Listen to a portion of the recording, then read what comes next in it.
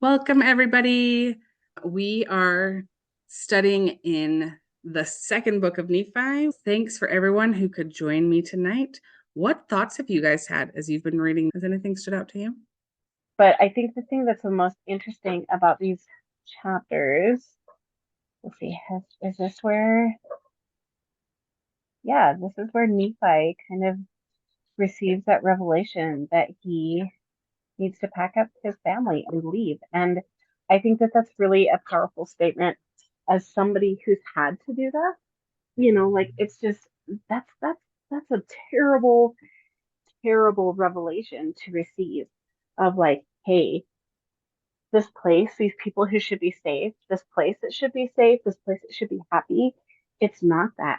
And you need to get out of here. And not even like you need to get out of here. It's like pick up your stuff and go right now while it's dark and get out. And like that one for me, having had to do that, there's a lot of deep feelings that come with that. And I can only imagine the kind of heartache that comes with this, especially on the heels of his father dying.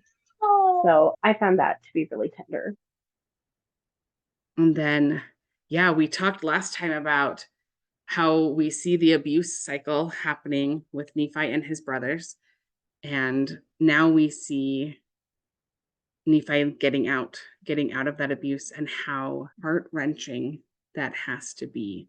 If you haven't experienced it, just to imagine this idea of someone that you love continuously making choices that put you in danger, and you finally have to go. You finally have to leave. You have to get out. You have to say no more.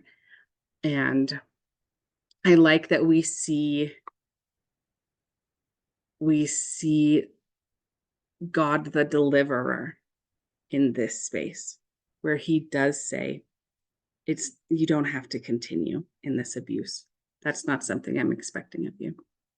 Well, and I think it's important to note too that in that, like, it's not just like I'm going to leave this situation for a while and get some space. It's like walking away, you know, fully knowing that you will never see these people again. And their family, that's a big part of, your identity and who you are. And these relationships are so important. And so to sever that is an incredibly big thing. And for anybody who's ever had to do that, to sever any kind of relationship like that, like how utterly heart-wrenching it is and the kind of grief that weighs on your soul to do such a thing.